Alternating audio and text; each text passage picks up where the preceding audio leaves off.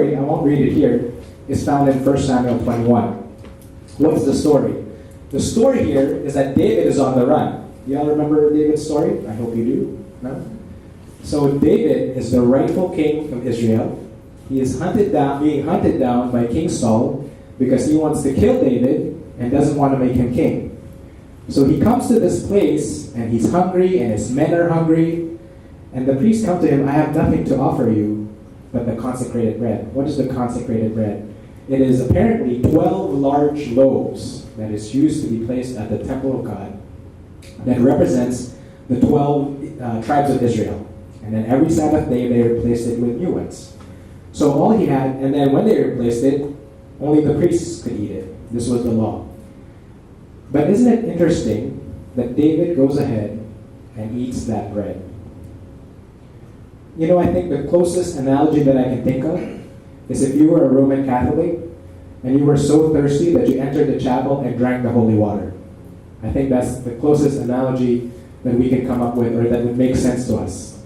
He was doing something pretty unlawful. You know, you weren't supposed to do that. What does this show? Why does Jesus use this point?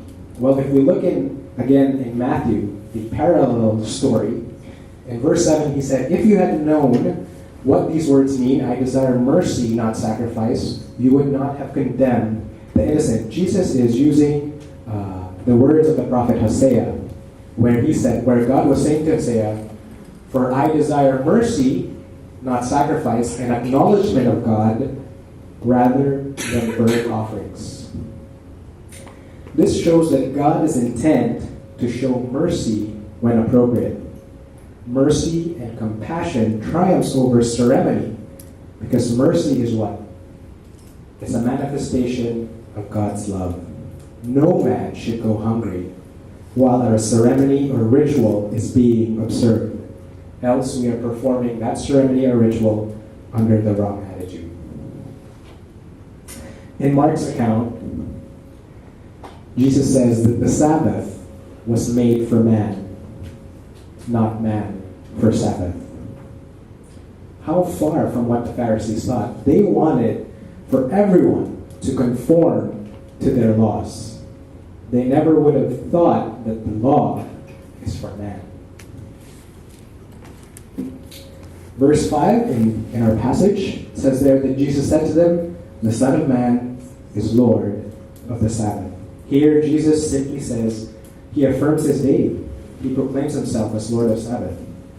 Now this is just one verse, and there's not much hula-baloo about it. But it's actually a pretty important, a pretty tremendous proclamation to tell the Pharisees that he was the Lord of the Sabbath. Because what does the Sabbath represent? The Sabbath is the covenant, the sign between God and Israel. And the Sabbath was the holy day. For Jesus to say that he was Lord of the Sabbath was to say he is God. And he was, or he is. But it doesn't say it here, but I'm pretty sure the Pharisees were equally angered. Now let's move on to verse 6 to 8. This is on another Sabbath. This is a different occasion. Might have been the next Sabbath, we don't know. On another Sabbath, he went into the synagogue and was teaching, and a man was there whose right hand was shriveled. The Pharisees and teachers of the law were looking for a reason to accuse Jesus, so they watched him closely to see if he would heal on the Sabbath. But Jesus knew what they were thinking and said to the man with the shriveled hand, get up and stand up everyone. So he got up and stood there. Isn't it interesting that Jesus doesn't hold back? Because he knew what the Pharisees were thinking. They were there to see what? If he would heal, right? Because you were not allowed to heal on the Sabbath, based on their man-made laws. But Jesus doesn't hold back. He could very well have said, you know what? I'm going to heal you tomorrow just so that I don't make trouble with the Pharisees. You know, I just want to keep the peace. Jesus doesn't do that, does he?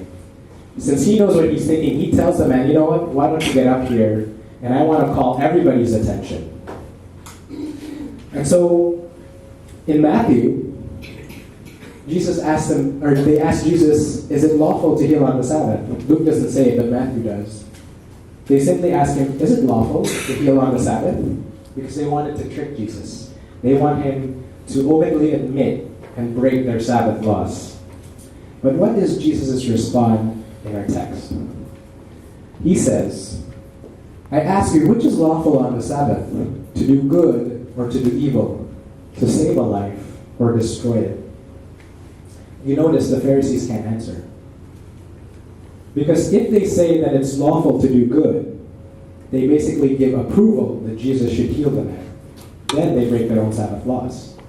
But if they say it's evil, then they're just as bad as Satan. So Jesus switches the tables around them. They were trying to trick him into healing, but now he's put the Pharisees on the spot. And he knows that it's lawful to do good. That's the answer, right? The answer is to do good.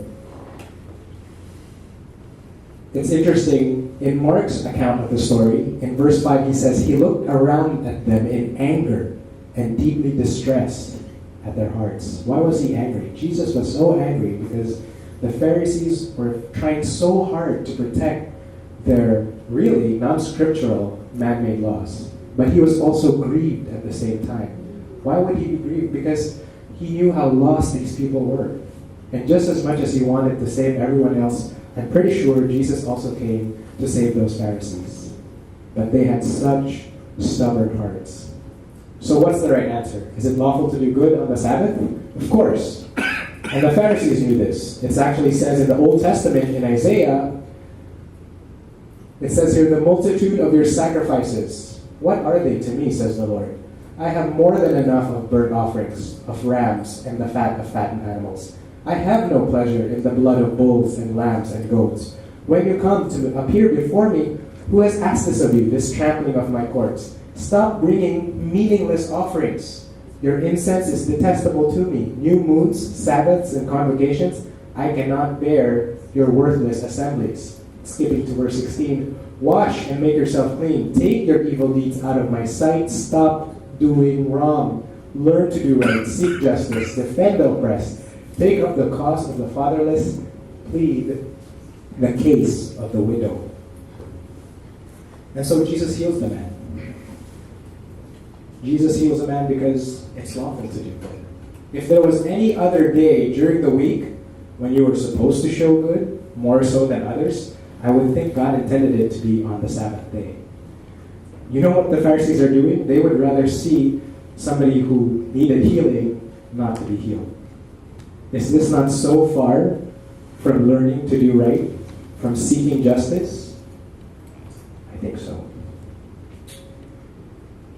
And finally, the Pharisees, they were so angry that they wanted to find out what they might do to Jesus. In fact, in Mark, they actually plotted with the Herodians on how they killed Jesus. Why does Mark include Herodians? Because the Pharisees and Herodians are arch enemies. I don't know what a good analogy is. I guess it would be like the New People's Army of the Philippines joining the regular army of the Philippines and fighting a common enemy. Basically, the Pharisees had sunk into such a low, rock-bottom state that they just wanted to kill Jesus. It's no longer about protecting or learning to do good. Can you believe it? They were now they're disobeying God's law. They were plotting murder. They were no longer protecting just any law. They were now violating God's law. So that's our passage. Pretty heavy stuff, I think. When I first read it, I didn't really know that it would be such a loaded passage. And so, if you remember, we're going to talk about now why it's important for us to avoid self-righteous practices, legalism. But before I do, I wanted us to address the question of where